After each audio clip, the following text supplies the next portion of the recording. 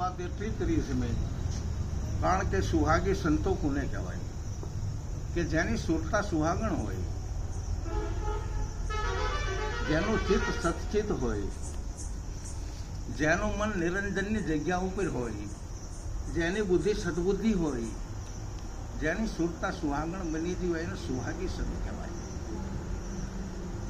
બહુ મુદ્દો સારો છે. આનંદ ઘડી રહે તે ભજવા રે હરી, એવા સંત રે સુહાગી મળ્યા આનંદની ઘડી. એ પ્રેમનો પ્યાલો રે મારા ગુરુજીએ પાયો, જોત રે જોતામાં અમને વસ્તુ રે જડી. એવા સંત રે સુહાગી મળ્યા આનંદની ઘડી. એ હૃદય રે કમળમાં મેં તો નિરખીને જોયું, તો નૂરતે ને સુરતે મેં તો નિરખ્યા રે હરી. સંત રે સુહાગી મળ્યા આનંદની ઘડી. કહે રવિ રામ ગુરુ બાણ ને પ્રતાપે, સદગુરુ ચરણે મારી સુરતા રે ખરી. એવા સંત રે સુહાગી મળ્યા આનંદની. બહુ સરસ બોલો છે.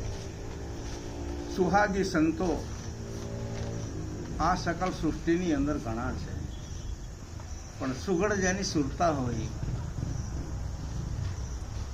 સદ સંબંધની સાથે ચાર મંગળ વર્તી સુખી હોય, પોતાના મસ્તક ઉપર અમર મોડિયો નાખેલો હોય, મોડિયો ખરો પણ અમર મોડ મસ્તકે ધરી, સુરતા બની સુહાગણ નાર અવિચળ પુરુષને એમ વળી મંગળ વર્તી ચાર. આ સુહાગણના સુહાગણ સુરતા. કારણ કે સુરત તો બધાને હોય, કોઈ વિજોગણ કહેવાય, વેરાગણ કહેવાય, પણ આ તો સુહાગણની વાત કરવી છે. એમ આપણા અંતકરણ વિશે મેં થોડી વાત કરી છે, અને એમાં વચન વિશે મેં થોડી વાત કરી છે, વિવેક વિશે વાત કરી છે, કે ખરેખર આપણા અંતકરણોને જોડવાની વાત કરી છે, કે આ સત્યને પારખવું. સત્ય અગમ છે, બરાબર. કાલ મેં એ રજૂ કર્યું હતું. પછી દેશ રાજની અંદર એક ઝલક છે. સત્યમ શિવમ સુંદરમ, शिव ही सत्य है, सत्य ही शिव है. सत्यम शिवम सुंदरम, सत्यम शिवम सुंदरम हो. સત્યમ શિવમ સુંદરમ. ભાઈ આમાં રહેવાનું છે રચું બધું. બાકી આ કહેશે કંઈક હોય તો એના જોઈન્ટ કરેલા એક સંતના શબ્દના આ રાગે મેં રજૂ કર્યા શબ્દો, કે ઈર્ષા માન બડાઈ એ ત્રણે સે જમની દીકરીઓ.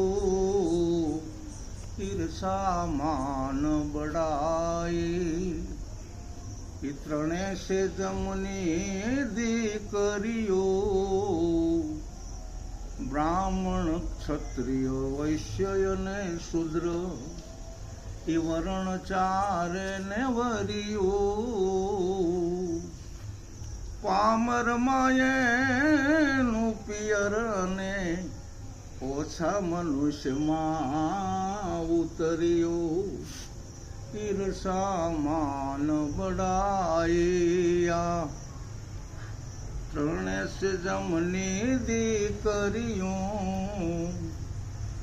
કોઈ સંતે મારી લાત, કોઈ સંતે મારી લાત ત્યાંથી ભાગી નીકળ્યો.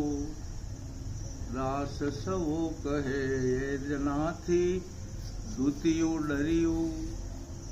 ઈર્ષા માન બડાઈ એ ત્રણ સે જમની દીકરીઓ.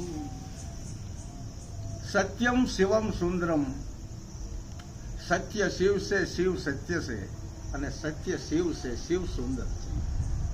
વાત કરી છે સત્ય વચનની, અને એને આકૃતિની અંદર લઈ અને આ જગતના તમામ માણસો ભોળાનાથને પૂજી રહ્યા છે.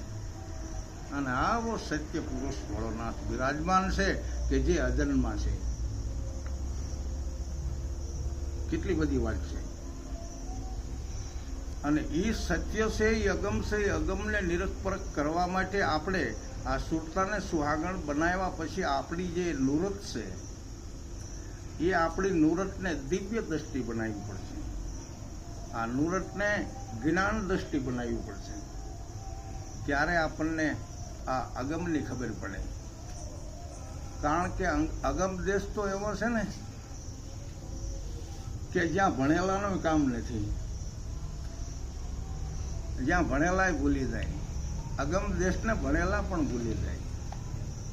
આમાં તો વિના જીબડીએ કરે વાતું, ગળા વિનાનો ગાય. બેરો સાંભળીને પાડે બરાડાના આંધળો દેખી જાય. આ અગમ દેશની વાતો છે. તન વિનાનો કે કરે જાત્રા ઉજળ દેશમાં જાય. જુઓ કે જીવતાને મારી નાખે ને આ તો મળદા હજીવન થાય. અગમ દેશ તો એવો ભણેલા ભૂલી જાય.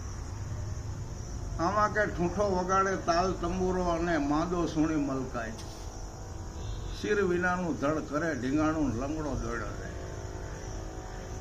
જળ વિનાનું ભરે પાણીયારી ગાગરડી સલકાય. દાંત વિનાનો કે હાકર સાવન વગર પાણીએ નાય. આ અગમ દેશ તો એમાં ભણેલા ભૂલી જાય. શું અગમ તારાની વાત કરીએ. આને કોઈ સુહાગી, કોઈ જ્ઞાની, કોઈ પ્રેમી, કોઈ ભાવિક એવા નરનારી સમજી શકે.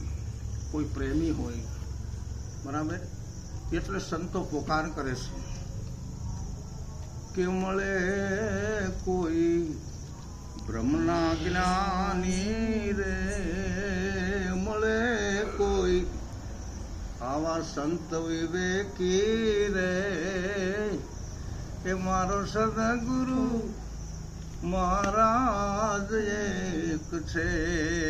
મળે કોઈ બ્રહ્મના જ્ઞાની રે, મળે કોઈ સંત વિવેકી રે.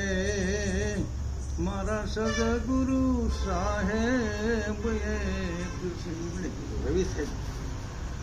મળી જાય મને કોઈ બ્રહ્મના જ્ઞાની, કોઈ સંત વિવેકી કે જેથી કરીને મને આ અગમનો ભેદ સમજાય. પણ શા માટે સમજાતો નથી? કે આપણા મનની મલિનતાને દૂર કરવા માટે અહોની સત્સંગ ધારામાં રહેવું પડે છે. આપણા મનરૂપી અરીસામાં આપણે ડોક્યું મારવી તો બીજા કોઈને કહેવાનું નથી, પણ મન અરીસામાં જોવો કે ખરેખર મારે આ ધોળા મન કેટલું ક્યાં કરી રહ્યું છે. મનને ખબર હોય કેટલું મારામાં પાપ છે, કેટલું મારામાં પુણ્ય છે, કેટલો મારામાં સત્સંગ છે, કેવો હું શુદ્ધ છું, કેવો હું મેલો છું. મનને ખબર હોય. મનની મલિનતાને દૂર કરવાની છે. મન ચોખ્ખું હોય તો મજા આવે. એમ અરીસાને જો મલિનતા સળીતી હોય તો આપણું સ્વરૂપ ન દેખાય.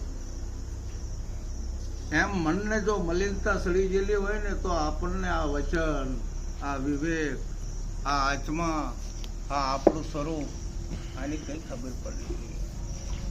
મલિનતાને દૂર કરવા માટે, મનને શુદ્ધ કરવા માટે સત્સંગ ધારાની અંદર જવું પડે છે. ભલે સુરતા નિગમ પદમાં હમાણી હોય, પણ સત્સંગ વિના કોઈ દી મન મલિનતા દૂર નહીં કરી શકે. આ મનની વાત. બીજો અરીસો છે આપણા ઘરમાં હોય.